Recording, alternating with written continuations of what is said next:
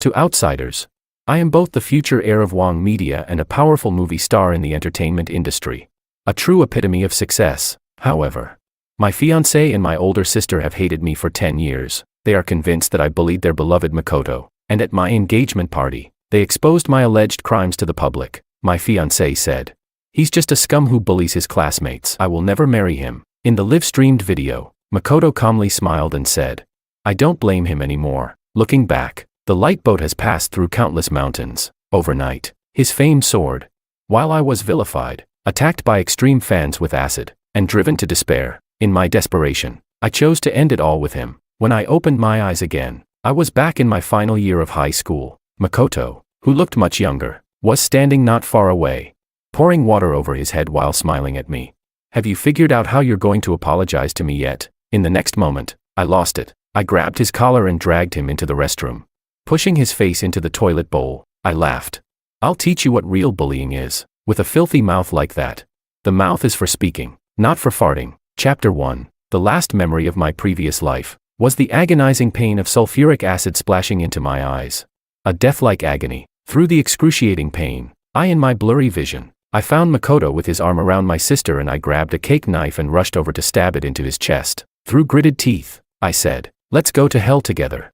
When I opened my eyes again, the vividness of the surroundings stunned me for a moment, until I saw the younger Makoto not far away. He was wearing a faded school uniform, twisting open the faucet and pouring water over his head. As he did so, he smiled and asked, "Guess what? Will they believe me, or will they believe you?" I suddenly realized, this was the day when I was first accused of bullying him in my previous life. Seeing me frozen in place, Makoto's smile deepened as he said, "Have you figured out how you're going to apologize to me yet, Mr. Wong?" Haha. New and old grudges surged within me. I rushed forward, grabbed his collar, and dragged him into the restroom. In his sudden, piercing scream, I shoved his entire face into the toilet bowl. Through gritted teeth, I said, "You think you can pin the blame on me just by pouring some cold water on yourself? Let me show you what real bullying is." Makoto struggled like a madman, his arms flailing wildly like an engine running at full speed. But he still couldn't break free from my grasp. All he could do was bury his face in the dirty water, mumbling in a muffled voice, "Asshole, George, get the fuck off me, gurgle gurgle." I laughed to the sky. "Your mouth's so filthy, make sure you wash it before you go complain." Whether this was a return to the past or a post-death illusion, it didn't matter. I completely lost it. Chapter 2. In my previous life, I died on the most glorious day of my life. That day, I won my third Best Actor award, dressed in a bespoke suit, standing next to my fiancée, Willow, at our grand engagement party, which was being live-streamed across the internet. Willow arrogantly announced to everyone, "I will never marry a scum who bullied his classmates back in high school." In my incredulous gaze, Makoto walked up from the crowd. He smiled calmly and said, "George, do you remember me, the Makoto you bullied for 10 years? You probably didn't expect that one day I'd be standing on equal ground with you, but it's okay. I don't blame you anymore." Looking back, the light boat has passed through countless mountains. The live stream went viral, and his fame skyrocketed. Before I could react, a group of reporters, arranged by my sister and Willow, rushed in and surrounded me. Someone asked, "Mr. Wong, we've heard that you still have the habit of bullying newcomers on set, acting like a diva." Some extreme fans charged out of the crowd, throwing sulfuric acid at my face while shouting, "Bullying scum, die." The liquid splashed across my face, and the searing pain clung to my skin. My vision blurred, and I could no longer see clearly. I fell from heaven into hell in an instant. When I came to, I let go of him. I looked down at Makoto, lying on the ground, barely conscious. His once arrogant face was now covered in filth. I couldn't help but laugh. I chuckled. Cry, go tell the world that I bullied you. I'm waiting for the show." My voice rose suddenly. I thought of the pain of the sulfuric acid burning my face in my past life and stepped hard on his face twice. Only then did I turn and leave. Downstairs, my desk mate, David, was waiting for me. He said, "The PE class has already started for a while. What were you doing upstairs?" I casually replied, "Oh, I was just bullying the new kid." He turned to look at me in shock. "What?" I said. The famous V once said, "When the whole world thinks you're a bully, you better really be one." David asked in confusion, "Who's V? Did he really say that?" I answered, "That's not important." We walked to the edge of the playground and ran into Willow. She wasn't in my class, but everyone knew she was my childhood friend and fiancée. Willow's gaze slid past my face, subtly landing on what was behind me. She frowned and said, George, why are you so late? Oh, I heard a new transfer student has come to your class. In my past life, whenever Makoto and I clashed, she would always advise me to be more magnanimous, to apologize to Makoto, and let things slide, making it seem like she was on my side, but in reality, with just a few words, she solidified my guilt as a bully. Thinking of this, I was filled with rage. Without warning, I slapped her hard across the face. She covered her face, her expression filled with disbelief. David, standing by, was once again stunned. For a brief moment, anger flashed across Willow's face. But the next second, she adopted a pitiful look, raising her eyes, pulling my hand, and tearfully said, "What's wrong, George? Did I do something wrong?" Chapter 3. In my previous life. It wasn't until much later that I found out. When Willow was a child, she had been abandoned at a theme park by her mother and was taken in by an orphanage for a while. It was there that she met a bright, cheerful little boy. They shared the same bed, and he gave her a piece of candy. He was the only light in her life. That light was Makoto. And when he transferred to her school on the first day, Willow recognized him immediately. She had always believed every word Makoto said about me bullying him, hating me to the core. But because of her illegitimate status, she had to submit to me. She could only marry me for the Liu family to accept her as their daughter. Thinking of this, I said, "Let's break up." Her pupils suddenly shrank, and she asked, "George, why? You have to give me a reason." I raised my left hand, rubbing the places where she had touched with my right hand. Staring at my palm, I said, "I don't want to date the daughter of a mistress. It's dirty. Is that reason enough?" Afterward, David cautiously asked if I had gone mad. I wasn't surprised he asked that, because back in high school, I had been so straightforward and passionately in love with Willow. I would pick her up after school every day, buy her flowers and gifts, stay up late to bake cookies for her, looking all messy, and still smiling as I handed them to her. My favoritism was so obvious that the whole world knew. But now, it was different. The George who just entered senior year of high school was dead. Standing here now was George, the love assassin, the one who had died once. The whole day passed, and Makoto didn't show up again. I knew he still cared about his reputation. The whole bullying thing would not sound good if it got out. If there were risks, he wouldn't make a move easily. Soon, Saturday came, my 18th birthday. My parents had mentioned earlier that they would throw a grand dinner to celebrate my coming of age. But something urgent came up at the company, and they had to be late. The crystal chandeliers sparkled brilliantly. I wore a bespoke suit and walked into the living room with an air of indifference. From a distance, I saw my sister, Sophia. She was dressed in a black corset evening gown, her face indifferent as she called out to me, "George, come here." I walked over, pretending not to see Willow, who was standing next to her with resentful eyes, or Makoto, who looked troubled. I smiled carelessly.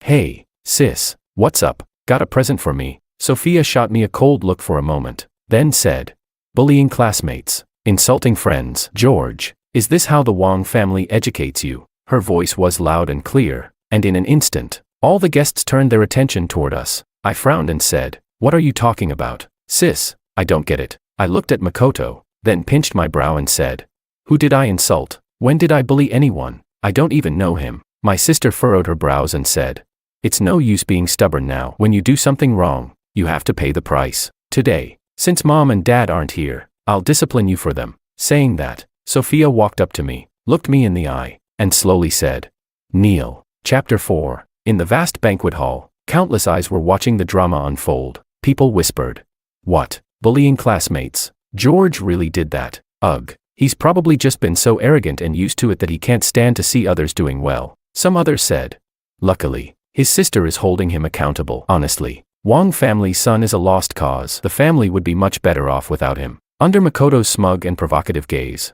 I stood tall. With a smile, I replied with biting sarcasm, "What nonsense is my dear sister spouting? People who know us would think you're Sophia, but those who don't might think some ancient ghost has possessed you. In this lifetime, I kneel to heaven, to the earth, and to my ancestors' tablets." I stretched my neck and looked her up and down for a moment, then grinned maliciously, saying, "How about this? You go outside and jump off a building. I'll kneel right here and give you 3 kowtows as you leave." Sophia's face flushed bright red. Makoto, hands behind his back, feigned a concerned expression and said, "Student Wang, I know you don't like me, but bullying me is one thing. But how can you speak to your own sister like this?" He sighed heavily, looking deeply pained. Willow, standing nearby, caught the look and a glimmer of joy flickered in her eyes before she nodded sadly, softly saying, "George, if you've done something wrong, just admit it and apologize. There's no need to act like this." I widened my eyes and, frustrated, responded.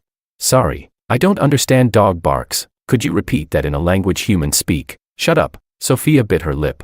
George, you're shameless. Do you even know what manners, righteousness, integrity, and shame mean? Who taught you to speak like this, with nothing but filthy words and no upbringing? I wasn't surprised by my sister's words. She had always acted superior, and the thing she enjoyed most was lecturing me. When we were younger, everyone used to joke about this being the bloodline suppression between siblings. She loved me deeply but was strict with me. But in this life, I knew full well, she simply hated me. She believed that my parents favored sons over daughters and that they only had me so she could have a brother to inherit the family business. Even though that wasn't the case, in her heart, she thought I had taken everything from her, and she wanted to prove that I was useless and that she was far superior. So no matter what I said, she would never believe me. Instead, she would stubbornly drive me deeper into shame with strong prejudice. I curled the corners of my lips into a sneer and coldly said, "Who taught me?" "Well, since you asked, dear sister, our mother is too busy taking care of Dad to have time to teach me. So, of course, my shamelessness is all thanks to you."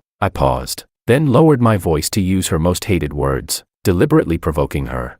"How are you ever going to get married with such a personality?" In my previous life, I both feared and loved Sophia. She was several years older than me and had always been someone I respected. When we were younger, our mom was busy taking care of our disabled dad and managing the company. So Sophia had taken care of me. If I did something wrong, I would be punished with a ruler on the palm, sometimes even forbidden to eat. Once, when I brought home a scruffy stray puppy, she wouldn't let the maid open the door for me. She said, "It's dirty. This kind of thing isn't welcome in our house." I had no choice but to sit outside on the steps holding the puppy the whole night. At that time, I was still young and thought her harshness was just her personality, that she had a tough exterior but a soft heart. But it wasn't until Makoto came into the picture that I realized. Sophia wasn't cold to everyone. She was sweet and gentle with Makoto. I had seen her give him hot milk, act coquettishly toward him, and even on rainy days, pick up a weak stray cat and ask him shyly, "Shall we raise a cat together?" When Makoto was drunk and said nonsense, she listened intently, her eyes full of affection.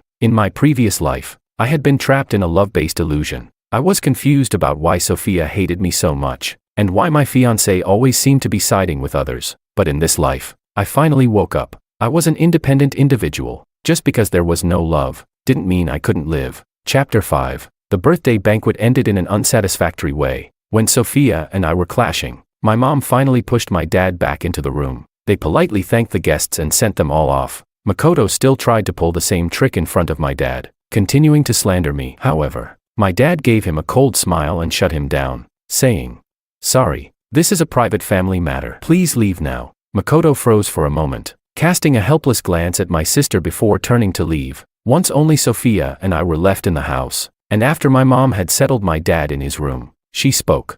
"All right, now tell me what's going on." Before Sophia could say anything, I cut her off. A while ago, a new transfer student came to school. On his first day, he splashed water on himself and insisted that I did it, accusing me of bullying him. Later, I found out that this person is the poor student my sister has been sponsoring. His name is Makoto. Sophia, sitting on the sofa, suddenly looked up at me, shock evident in her eyes. Surprised. "Huh, sister. I had already discovered the secret connection between the two of you." I rubbed my forehead, my tone filled with disappointment. "Honestly, it's no big deal. It's just a birthday party. All I want to know is, I don't understand why my sister doesn't believe me. Isn't it just playing dumb? Who can't do that?" But just as I thought that, my mom spoke. "All right, no matter who bullied whom, let's not talk about it anymore. If this gets out, it won't be good for either of you." Back at school, I began bullying Makoto openly. I poured ink into his drawer, laughed loudly while he struggled to read English with a thick accent. I tore apart his physics test paper, letting the pieces rain down on his head. I said, "Go on, keep reporting me." I laughed and added, "Isn't that what you're best at?" A shower of torn paper fluttered down from his head. He looked at me, his eyes flashing with deep hatred, but in the end, he could only apologize, his face full of humiliation. "I'm sorry, George. If I did anything that upset you, I apologize now. I'll change." "All right," I chuckled. "Just you existing is enough to make me unhappy." I raised an eyebrow. "How are you going to change? Should you just die now?" He was speechless, unable to say a word. He could only continue begging for my forgiveness. It was the first time I realized how satisfying it felt to be the villain. Of course, he went and told the teacher. The teacher called me to the office. With a dazed look and a frown, I recounted what had happened at the birthday banquet. Finally, I took out a medical certificate from the hospital and said, "That day, because of his rumors, my sister humiliated me in front of so many people. I lie awake at night thinking about it. I'm tormented and can't sleep. My chest hurts, and even when I manage to sleep, I wake up startled from nightmares. I'm still seeing a psychologist, taking medication. The doctor says I have severe depression now." In the end, the teacher had to console me. Everyone could clearly see how much I despised Makoto. David, still confused, asked, "Why are you targeting him like this? Did he do something bad to you?" I turned to him and smiled. "Can't it just be because I'm a bully who, with my family's money, looks down on a poor new student?" He looked at me, speechless. "Give me a break." He shot me a glance and said, "If you were that kind of person, why didn't you bully me? My family is much poorer than his. On our first day as friends, you bought all my stationery for the next 3 years of high school. If you want me to believe you're bullying classmates, it's easier to believe I'm Jesus. I still get that much, at least. Yes. This is something everyone understands, but my sister and my fiancé don't get it." I curled my lips into a smile, but there was no joy in my eyes. Chapter 6. A month later came the school's centennial celebration. In my past life, Makoto performed a piano solo at the celebration event. He was noticed by the special admissions officer present and granted the only special admission slot. As for me, I had been practicing the guitar for over 10 years and had prepared a song. But then Willow came to find me. In the campus bathed in the setting sun, she slipped into my arms and gently said, "Can you not go, George? I'll be jealous. I only want you to sing for me." Back then, I was an idiot. I was so pleased with myself, thinking this was a sign that she liked me. So on the day of the performance, I didn't go. Instead, I stayed in an empty classroom, singing her one love song after another. When the last note faded, distant cheers roared from the auditorium. Willow heard it and suddenly smiled. She was always gentle and reserved in front of me. Even her smiles were light and fleeting, like there was a fog between us.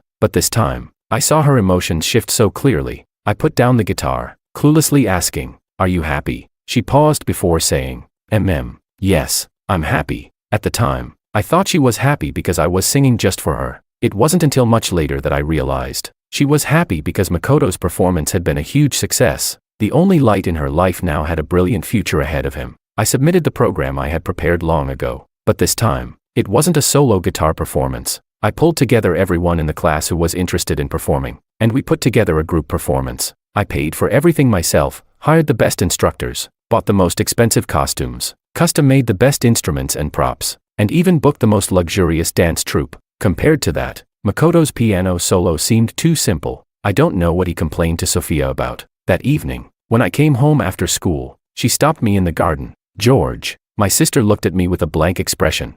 She said, "For the school celebration performance, withdraw your program." I smiled and asked, "Sophia, are you barking?" She snorted coldly and said, "Don't think I'm negotiating with you." A hint of icy mockery flickered in her eyes. She added, "If you insist on going, the consequences are on you." I stopped in my tracks, staring into her cold eyes and said, "Sis, does your crush, who's been learning piano for over 10 years, not have the confidence to beat me if we're competing on the same stage? What a waste." Chapter 7. A few days before the school celebration performance, Willow found me. She said, "George, what happened last time was my fault, but you blocked all my contacts and wouldn't meet with me. I don't know what happened. George, do you have a misunderstanding about me? Or have you fallen for someone else?" As she spoke the last few words, her voice even carried a hint of sharp pain. She spoke with grievance.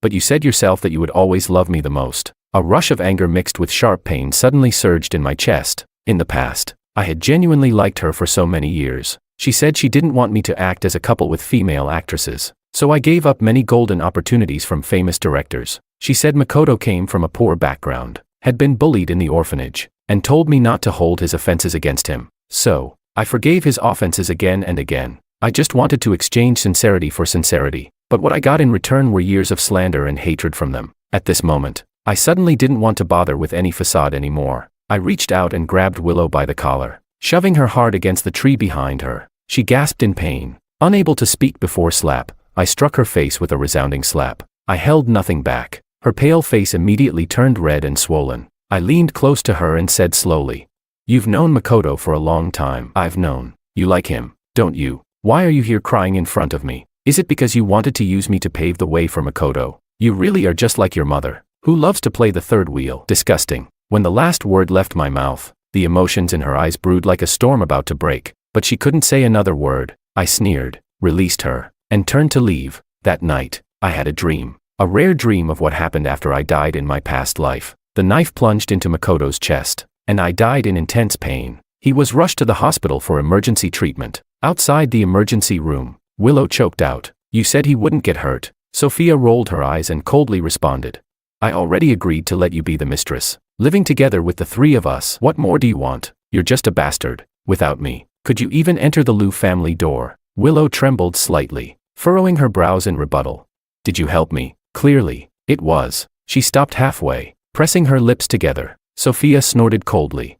"Yeah, my brother helped you, but he's dead now. The person who killed him is still someone you contacted. Have you forgotten?" Willow stood silently, staring. The red light above the operating room door was flashing. Moments later, Makoto was wheeled out. The doctor said, "The patient is still in critical condition." Willow's gaze briefly passed over his pale, bloodless face.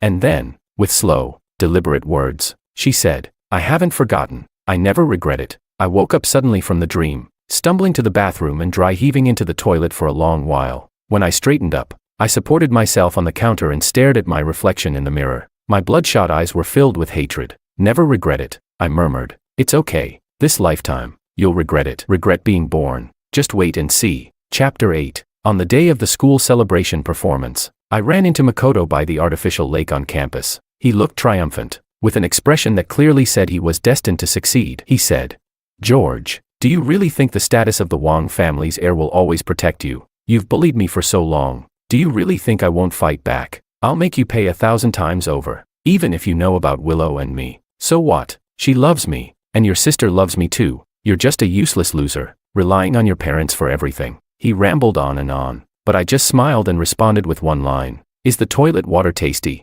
Then, seeing his face shift in shock, I turned and left. In the evening, the fiery sunset stretched across the sky. I changed into my performance outfit with the rest of the team and was heading toward the backstage area with my instrument. Halfway there, I suddenly realized that the prop I had prepared for the finale curtain call was missing. Did I leave it in the rehearsal room? I thought back carefully and decided to go back and find it. David asked, "Do you want me to come with you?" I replied, "No, it's not much. I can handle it on my own." I smiled and said, "You guys go on ahead and get ready in the back. Then, talk to the stage manager about arranging our props." The vast building was eerily quiet. I took 2 steps at a time, rushing up the stairs, but as I was about to reach the rehearsal room floor, I suddenly stopped. There was someone standing a few steps away. The golden red light of the setting sun filtered through the window, casting its glow on only part of her face. In the shadow, her cold and malicious eyes flashed. It was Willow. Before I could process what was happening, she suddenly lunged at me. My mind froze for a second.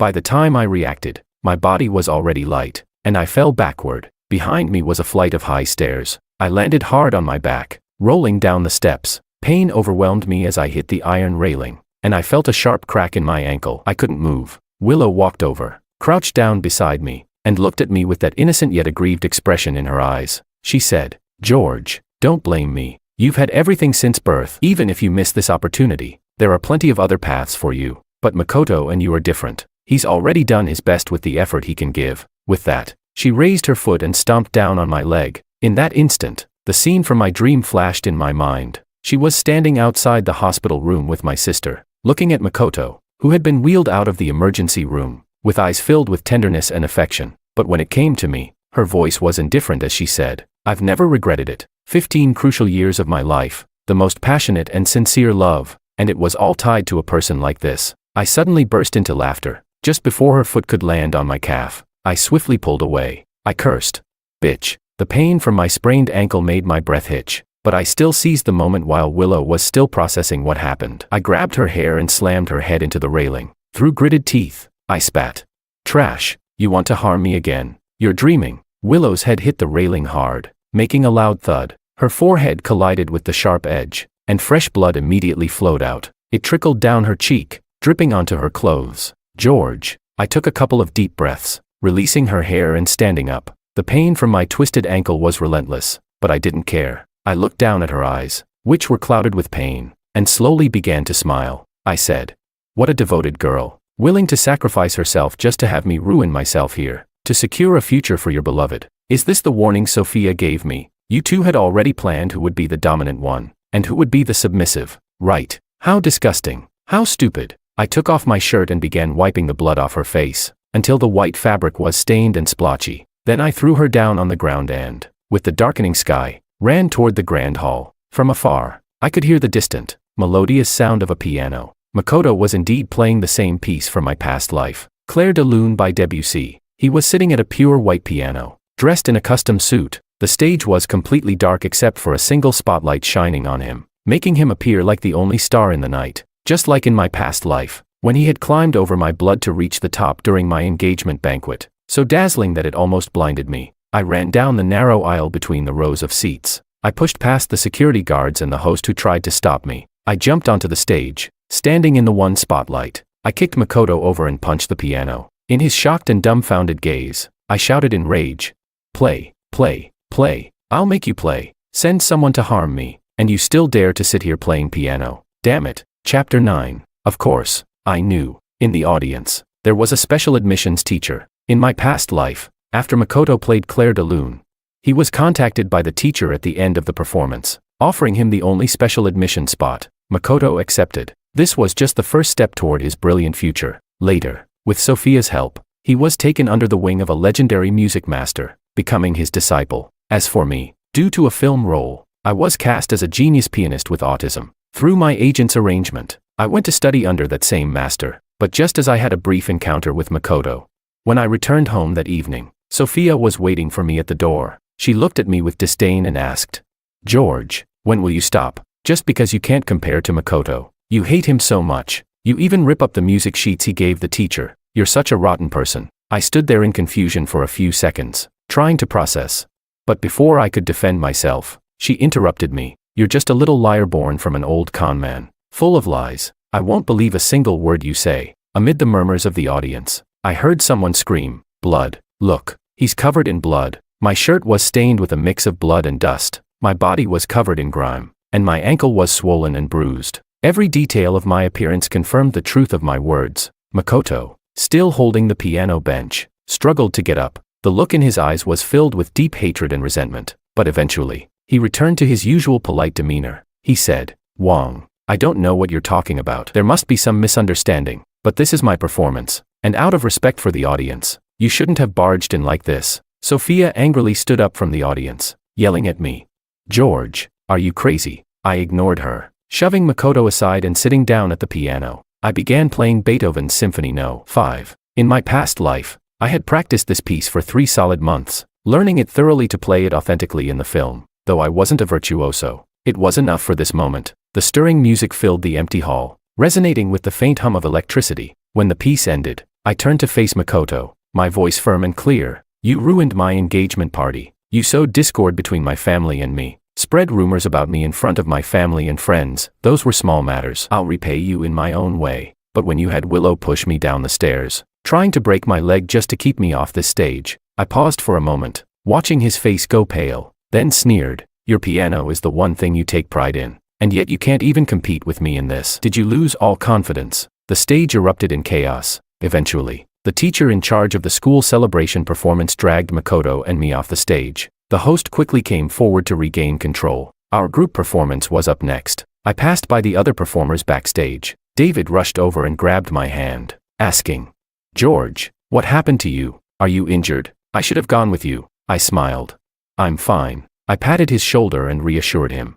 "Go on and perform. You've practiced so hard. Just give yourself a satisfying result." The first place in the school celebration performance would earn a 100,000 yuan prize. From the start, this performance wasn't for me. As I watched them walk onto the stage, I felt a weight lift from my shoulders. Then, as the intense pain and exhaustion surged through me, I closed my eyes. My consciousness slipped into darkness.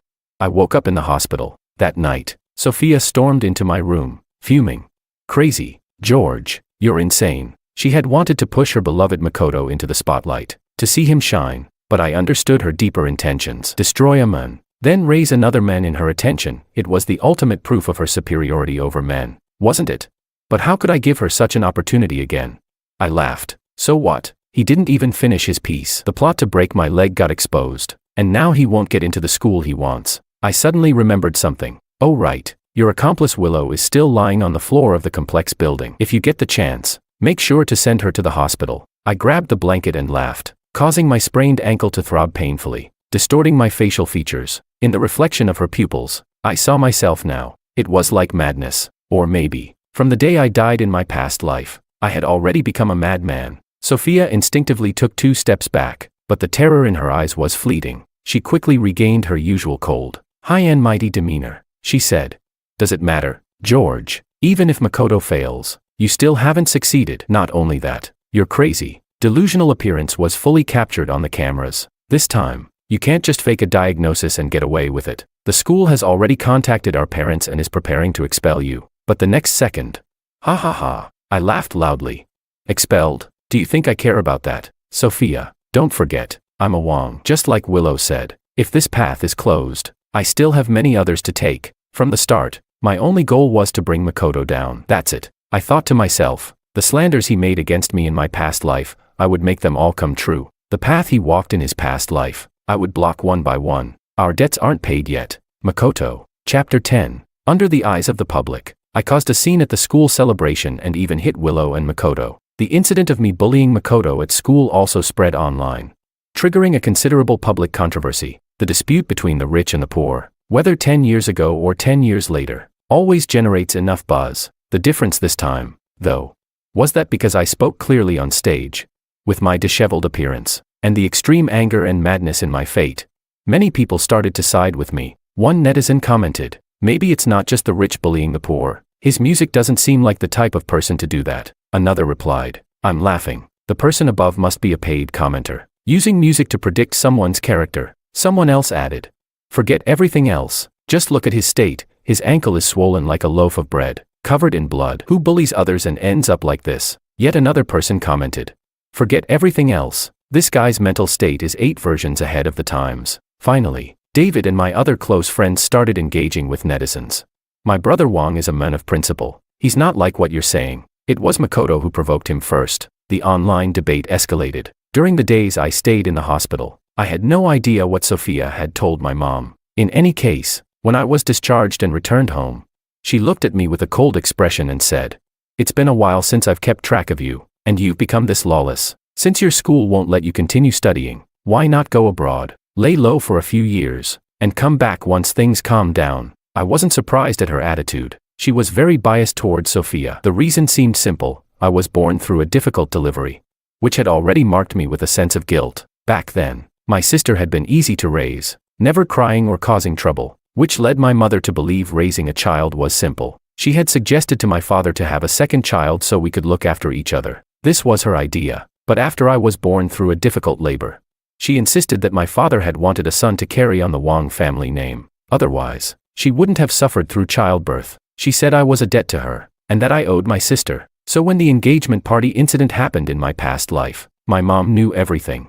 But she never told me until I died. But honestly, I didn't care. I tugged at the corner of my lips and said, "All right, sounds good." I was thinking of going abroad to study finance, major in business. Both of them froze for a moment. When my mother looked at me again, there was a layer of deeper meaning in her gaze. Chapter 11. My school application was quickly processed. Willow's injuries were far more severe than mine. Even after I recovered, she was still lying in the hospital. When David came to visit me, he said, "I heard Makoto went to see her." He comforted her, saying it wasn't her fault. "It's because you're too heartless. They're a pair of fools. They wanted to break your legs." "How is that heartless on your part?" I glanced at the fruit basket in his hand and said, "That's really expensive, isn't it? You guys can keep the bonus for yourselves." He sighed and replied, "It's fine. Everyone knows you're going abroad, so each of us chipped in a bit and had me buy it for you." He placed the fruit basket on the table, took a deep breath, as if making a decision, and said, "George." I responded, "What?" He said, "I've always felt like you know something I don't. Ever since Makoto transferred here, something changed. I don't know how to explain it. If you don't understand, just consider me rambling." He leaned in carefully and gave my shoulder a soft tap. He said, "Man, come back soon. When you return to the country, we're still friends." The night before I left, I was pushing my dad's wheelchair, sitting with him on the balcony, where the evening breeze gently blew. He looked at me, as if hesitating to say something. I held his hand, looked into his eyes, and said, "Dad, don't worry about me. In my past life, my dad died in a tragic accident caused by falling debris when he was still around. Even though my mom was biased and Sophia was always against me, she never dared to attack me directly. As I thought about it, A sudden chill ran through me. In my past life, towards the end, Sophia had become like an obsessed fangirl, almost going crazy over Makoto. The accident that killed my dad happened when Sophia had pushed him out for a walk. Could there have been more to this accident than met the eye? I tightened my grip on his hand without realizing it and said, "You must stay safe and take care of yourself." After a pause, I added, "You have to be careful of Sophia," he replied. "George, you seem different somehow." My dad stared at me blankly and sighed. He said, "In the end, I failed as a father. If I hadn't had that car accident and handed the company over to your mother, you wouldn't have to be going down this path." Then, he sighed again, gritted his teeth, and scolded me. "If I weren't so limited, I'd stop you from getting involved with that Liu family's illegitimate daughter." What did I tell you back then? I said she had ulterior motives. I told you to look at her carefully, but you insisted on arguing with me. You said she was a good person and called me old and senile. Look at you now, after all your flattery. You have nothing left. For your birthday, I had your mother transfer some shares to you, and you embarrassed me by saying you weren't interested in managing the company. You said your sister should take over. You made me so angry. I hoped you would be smarter and more decisive. But if this is the painful price you had to pay to learn, I'd rather you stay foolish forever. Sigh. I was really foolish in my past life, always assuming the best of others. That's why I let Makoto deceive me countless times and never truly took action against him. In the end, I died at my own engagement party. I rubbed my eyes and chuckled lightly. Don't worry, Dad. This cruel world of the strong eating the weak, only fools get eaten. I thought to myself, it's a shame. I only understood this lesson after dying once. Chapter 12. The year I went abroad. I was 18. Everything around me and everything I encountered was completely unfamiliar. But I didn't feel scared at all, because I knew too much about what was going to happen. Though the details were unclear, the key turning points were enough for me to do a lot. The most important one, though, was 2 years later. In my past life, when I turned 20, Sophia had partnered with a man named Kevin in San Francisco. He controlled the most advanced core technology. Over the next 5 years, Kevin helped Sophia take full control of the Wang family business. Step by step, I invested the money my father gave me into the stock market, using a bit of my past life's remaining memories to multiply my initial funds several times over. Meanwhile, at school, I spent double the time on courses while also using that money to invest in several companies that, in my past life, eventually made it to the Fortune 500 list. At that point, most of them were still in their infancy. During this period, David contacted me many times. Every week, without fail, he'd call to tell me how much the brothers missed me since I left. He also mentioned how much better life had been with the bonus they received. He said, "Recently, C University held an independent admissions interview. Makoto applied, but he got rejected. It was hilarious. The teacher in charge of the interview was actually at our school's anniversary performance. She said, Makoto's rendition of Moonlight Sonata was so muddled, it didn't even come close to your fate. Ha ha ha. The look on Makoto's face when he came out, it was priceless. And I got the results from the college entrance exams, first in the school, third in the city. When I received that message, I was in the middle of preparing for my double degree final exams, completely overwhelmed. But I couldn't help but smile sincerely. I replied, "Congratulations." He responded, "George, I'm still waiting for you to come back so we can be brothers again." My dad also often called to update me on Sophia's recent activities, asking how I was doing abroad and if I had enough money. Then, when I'd mention my current situation, he'd sigh in relief but also with a bit of helplessness. He said, "Remember to balance work and rest. Don't push yourself too hard." He added, "If you need any help, don't hesitate to ask. Don't feel embarrassed." So I told him Kevin's name and some other details I remembered and asked him to help me investigate the person. I said,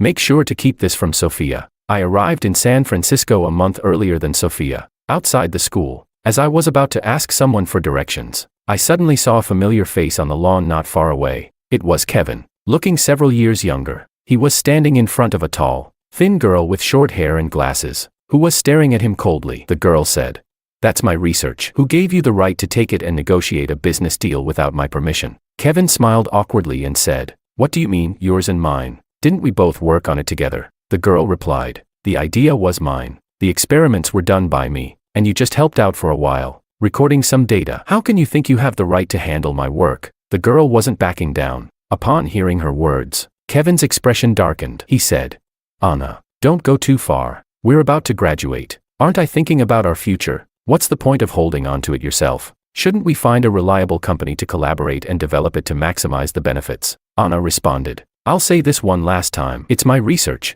The girl, named Anna, stared at him coldly. She said, The patent is in my name. You don't even understand the core technology. And you're talking about finding someone to help develop it. As long as I'm alive, that'll never happen. Also, we're breaking up. From now on, we have nothing to do with each other. She turned and walked away. Kevin stood there, staring at her retreating figure, his eyes slowly growing colder. In his pupils, a glint of cold murderous intent seemed to flash. I stood there, suddenly enlightened. In my past life, I had once overheard my mom asking Sophia how she managed to get someone like Kevin under control. At that time, Sophia had smiled faintly and said, "Because he needs my help." But what was even more important, in my past life, I had never heard of Anna before. Chapter 13. I found a way to meet Anna. In a cafe far from their school, she sat down across from me. She got straight to the point. "Mr. Wong, I know why you're here, but I'm not selling my work," I replied. "Why not?" She hesitated for a moment before answering. "Currently, it's only a semi-finished product." I froze mid-motion, the cup almost to my lips. She continued, "I know that business people care about commercial value, but I don't. I only care about the results I'll achieve in the end. How it can change human technology. To me, that is what truly matters." I stared at her intently. When she spoke about her ideals, her plain face radiated an indescribable, almost blinding brilliance. She was a remarkable girl, and she should have been a great scientist whose name went down in history. But in my past life, because of others' selfishness, she died in a foreign country. Like a speck of dust lost in the wheels of history. She said, "Mr. Wong, if there's nothing else, I'll be leaving." Suddenly, I reached out and stopped her. I looked at her earnestly. "Miss Anna, I'm willing to provide all the funding and resources you need for your research, and in return, you only need to help me with a small task. Once you have the finished product, your results will still belong to you, and history will bear your name. How does that sound?" The day I returned to my country, the first snowflakes fell, covering the ground. As I wheeled my suitcase out of the airport, I immediately spotted an advertisement beside me. It was a poster for a movie starring Makoto. Over the years, while I was abroad building my company to rival Sophia, who was gradually taking over Wong's, she hadn't been idle either. After failing the special admissions process, and her interview rejection, Makoto was still sent into a film academy by Sophia and successfully debuted in the entertainment industry. She really was as persistent as ever. I sneered, then got into the car. The car drove through the snow-covered traffic, heading straight to the company building. 3 days later, the bidding event was another crucial turning point. Anna and I spent 3 days in the office, ensuring the plan was optimized to perfection. Then, at the public bidding event, we secured the contract without any surprises. When the winning company was announced, I stood up from my seat and met Sophia's shocked gaze. "George," I smirked. "Long time no see, sis." At the end of the event, she chased me down the hallway and blocked me. With disbelief still in her voice, she asked, "Rainy season is your company. You hit Anna after she went missing, didn't you?" I laughed. Calm down, Sophia." I raised an eyebrow. "What do you mean? Hit her? You and she don't even know each other. Why are you so obsessed with finding her? Don't tell me you're planning something illegal." Then, seeing the frustration in her eyes, I laughed and walked away. This time, I returned to the country in a very high-profile manner. After securing the contract, I began socializing widely, meeting many notable figures in the business world, holding exclusive rights to Anna's patent and having just snatched a major project from Wong's. Everyone treated me with the utmost politeness and friendliness. It was something I had never experienced in my past life. Despite having won 3 Best Actor awards, people really need to control the means of production. I raised my glass, reflecting. David, sitting beside me, turned and gave me a once-over. "I feel like you went abroad for 4 years, but came back looking like you've aged 10 years, I replied. "That's normal, right? After all, when you're 18, you can act reckless because you're young. Now that I've graduated from college, before I show my fangs, I need to at least look respectable." With that, I raised my paddle and called. 2 million. Makoto suddenly turned around. Willow, sitting next to him, also looked at me. The moment our gazes met, she seemed momentarily lost. I noticed a faint scar on her forehead. I found it particularly intriguing. Makoto called out, 2,600,000. Coming back to his senses, he quickly raised his paddle and began bidding against me. Clearly, this diamond-studded bracelet was something he intended to buy for Willow. Unlike my sister, the strong woman, it seemed Makoto preferred the delicate and petite Willow. I kept bidding, watching as he spent 6 million on that bracelet. I chuckled. Such deep feelings. Willow, holding the bracelet, looked at me silently. After a long pause, she softly called out, "George Gidge." I hurriedly stopped her from calling me that. "Stop calling me that. I'm going to throw up." I exaggeratedly stepped back, giving her a once-over. After a moment, I scoffed and said, "You're more capable than your little mistress, Mom. At least you succeeded in rising to the top. I wonder how you and my sister arrange your schedules. In a week, you do Monday, Wednesday, and Friday, and she does Tuesday, Thursday, and Saturday. How about Sunday together?" I didn't even try to hide the volume of my voice. Sure enough, as soon as the auction ended, business friends came to ask me what was going on. I acted embarrassed and said, "My sister and that Lou family's illegitimate daughter both like the same little actor who doesn't have a love-struck brain in their family. They're doing it for true love." How moving. I can accept anything. Not only did I gossip about the three of them, I also brought funding into the film industry and helped promote new talent. I stole several key roles from Makoto's past life. Sophia couldn't stand it and immediately retaliated against me, and just as I had been waiting for, without her making a move. How could she expose her flaws?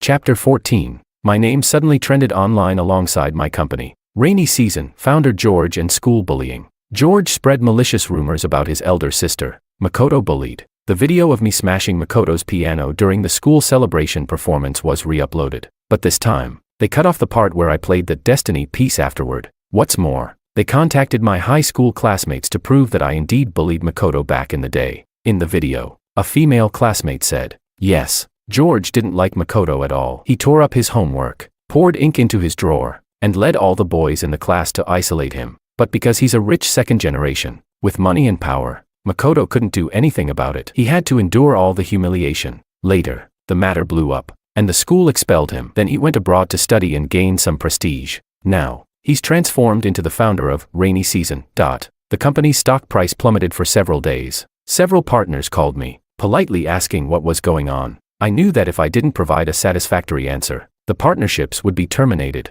I said, "Please wait a moment." I twirled the pen in my hand, smiling as I stalled. "We're all businessmen here, and we know that without a 10-to-1 guarantee, one shouldn't make a move easily." Fortunately, Makoto wasn't as calm as I expected. He hated me even more than in the past life, and seeing my public reputation take a hit, he took the opportunity to jump in. During a live broadcast, he mentioned the incident. I remember back then when the teacher asked me to read the text aloud. Since I went to a village school, one teacher taught many subjects, and they only taught basic English. It's a bit embarrassing, but when he laughed, that was the first time I realized my pronunciation was off. At that school celebration, I also practiced a lot. I had been learning piano for so many years. His tone sounded calm, but at the end, his eyes reddened slightly. The comments section, whether from curious onlookers or Sophia's hired trolls, was flooded with, "Brother, you're not embarrassing at all. You're already amazing." It's his shamelessness. He should reflect on himself before mocking hard-working people. Some others commented,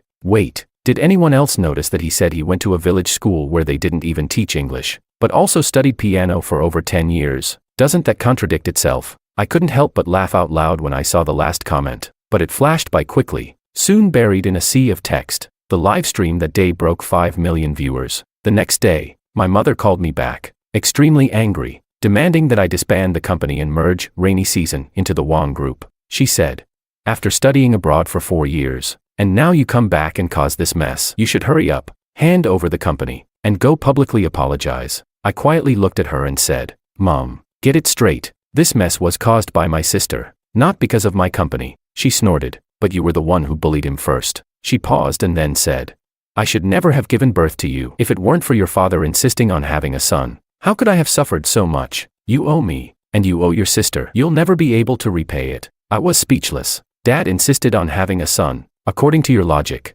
our family must be so biased toward men, right? So why is my sister managing the company? Since childhood, you've had this philosophy of raising sons in poverty and daughters in luxury, with all the good food, the best clothes, and the best toys going to my sister. At that time, you said I owed her. Now I still owe her. Where's the debt? Soon, Wong Group and Lu Group announced a partnership. The two companies teamed up to target my company, stealing several major projects from Rainy Season. My mother publicly declared she wanted to sever ties with me, saying she couldn't stand having such a malicious son. In the company parking lot, I narrowly escaped an acid attack from one of Makoto's extreme fans. She, along with my mother, secretly discussed using my mental health records and the diagnosis certificate from my high school breakdown to have me committed to a psychiatric hospital. In both this life and the last, this was the dirtiest tactic they could employ, and now, my counterattack was about to begin. Sister.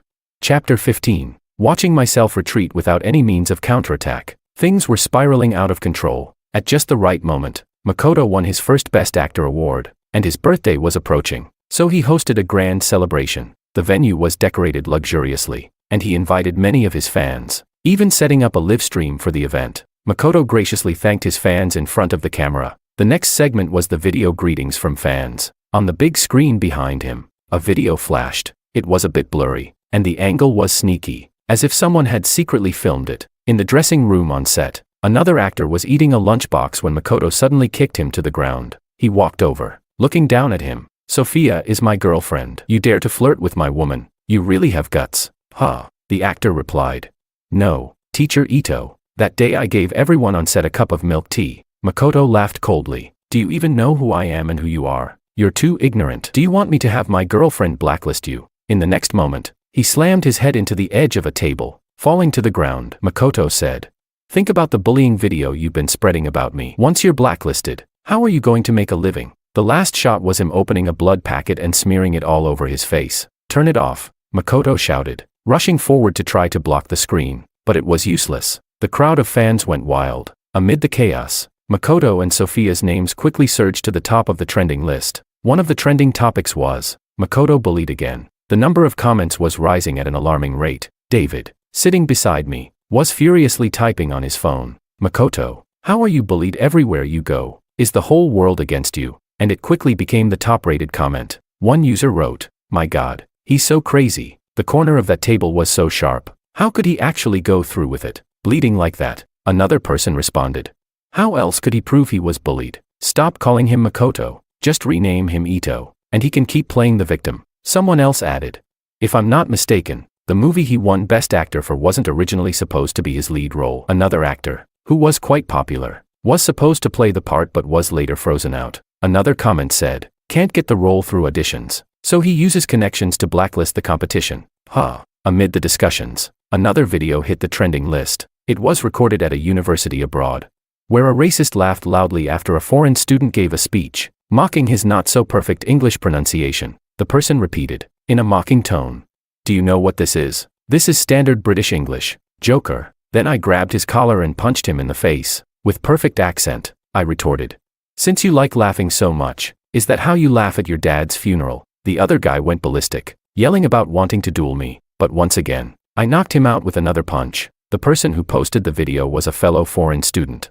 who said, "I'm also from a poor village, born at the bottom of society, but unlike Makoto, our village didn't have a piano, nor did we have a kind benefactor giving us thousands of dollars a month. I'm just a kid who spent almost 30 years working up the courage to see the world, only to be ridiculed the moment I stepped out. I just can't stand seeing someone turn black into white, slandering the people who helped them." The comment section exploded. Wait, is this the George who was accused of bullying Makoto and mocking his English pronunciation? Finally, someone said it. Who in their village learns piano for 10 years? The logic is all messed up. And still, so many people believe it. Damn, bro, you're tough. Someone else commented, "The benefactor? Isn't Sophia Makoto's benefactor George's sister? Who knows? Maybe he's trying to fight his brother for the inheritance and is purposely slandering him." Then came the video from my 18th birthday. Makoto, trying to secure the funding, jumped off a rooftop and falsely accused another orphan at the institution of pushing him, using the surveillance footage as proof. There were also a series of sordid pieces of evidence, including my sister's involvement in the plot to have Anna killed. Among other illegal activities, my mother was implicated in quite a few of these crimes as well. Thanks to my father, who had saved a lot of these, I was able to connect the dots from both my past and present lives. I carefully gathered all this evidence and uploaded it to the trending list. Thanks to their previous manipulations, there was already a huge public interest in this feud. Once the illegal activities were brought to light, the situation erupted. The onlookers quickly called the police. They had no chance of covering this up now. Those who tried to manipulate public opinion would ultimately be consumed by it. How do you like this ending? Chapter 16. The day my mother and Sophia were taken away by the police, my father tossed a divorce agreement in front of me. Sophia, in disbelief, shouted at him, "I knew it. I knew you favored boys over girls. Dad, am I not your daughter? Why do you favor George so much? I'm your child too." My father sighed and replied, "Your mother favors you, so I favor your brother. This world is always fair, isn't it?" Meanwhile, the projects that Wang and Liu companies had stolen from me were gradually falling apart. Their charges grew to include economic crimes. I took over the Weekend Wang Group, merging it into Rainy Season. Then I went to meet Angelica, who had returned to the Liu family. She was Willow's half-sister. Her parents were in a business marriage, she said. When I was young, I hated that woman. I thought she destroyed my family. But later I realized, if my dad hadn't cheated, Willow wouldn't even exist. She picked up her coffee cup and continued.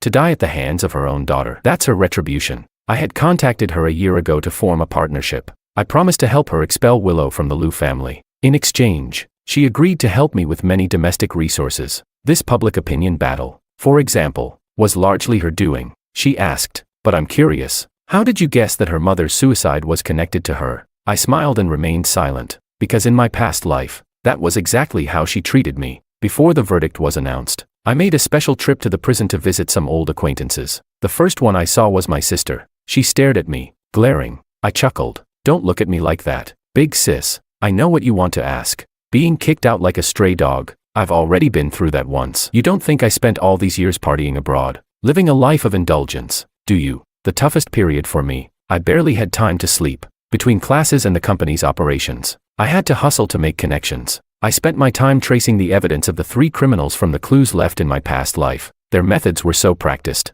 they left no room for error. I was sure it wasn't their first time. Evil people couldn't just be evil in front of me. In the shadows, they had brought forth even more darkness. I was right, I said. Sophia, Mom always says I owe you, that I shouldn't have been born, that I'm the result of the patriarchal mindset. And you believe that too. But I know very well, it's just a justification for your own selfishness. You never saw me as your brother, so you thought nothing of using any means to take everything you wanted. The sad part is, I never intended to inherit the family business. If it weren't for your meddling, all of this would have been yours. So remember this, you're not fighting me. And you're not fighting some outdated patriarchal thoughts. You're just fighting for the sake of fighting. And that's why you'll lose to your own obsession. The second person I went to see was Makoto. He looked disheveled, with hollow eyes. Through the glass, his gaze was filled with hatred, as if he wanted to devour me. He couldn't pretend to be polite anymore. He bared his teeth and asked, if you had evidence all along, why didn't you use it sooner? He said. Is playing dumb to outsmart the tough guy fun? I replied. Of course it is. Otherwise, how else could you have played the role for so long? I stood up and said, of course, it's more interesting when you think you've won. I could have revealed all the evidence earlier, but that wouldn't have been enough. I wanted him to believe he had won, that he had everything. Then, on the eve of the new dawn, I would watch everything go up in smoke. That's what I experienced in my past life. This time, it's your turn. Chapter 17. The last person I went to see was Willow. Honestly, I hadn't planned on seeing her. Makoto and I had always been enemies, and Sophia was tied to me by blood. As for Willow, after my love for her disappeared without a trace, we had no more connection. But the police told me that Willow wanted to see me. So, through the glass, I sat face to face with her. She silently stared at me for a long time, until I grew impatient and stood up to ask, what do you want from me? She bit her lip and whispered. It shouldn't have been like this, she softly said. The Liu family should have been mine, and we should have been engaged by now. I stopped in my tracks and suddenly turned around. She looked at me steadily, her eyes glinting with an unreadable light. I gazed at her face. If it weren't for the faint scar on her forehead, for a moment, I might have thought I was looking at Willow from my past life. Coming to my senses, I found it all absurd and laughable. I said, just an engagement. Why don't you mention what comes after that? You used me to be recognized by the Liu family, then teamed up with Sophia to kill me. She trembled as she spoke. But, a long, long time later, I regretted it. She continued, but you'll never know. I really wish you could know. It was absurd. It was laughable. I said. Yes, I'm dead. Of course, I don't know. I turned away, leaning against the glass as I looked at her, and said, each word piercing the silence. But even if I knew, what difference would it make? Who cares about your regret? This time, I'm the one who wins. You're the one going to hell. Willow, this is what you deserve. The winter of that year came early. By the time I left, the sky outside had already turned dark. Anna called to tell me that she would be going abroad after the new year to start new experiments at the research institute. I said, okay, and wished her safe travels. After hanging up, I saw a message from David on WeChat, saying he was already sitting at the hot pot restaurant and that I should hurry over to settle the bill. I smiled and replied with a simple okay. Outside the car window, a crescent moon hung high in the sky, casting a faint light on the dark night. After this night passes, and the moon sets, my sun will rise again.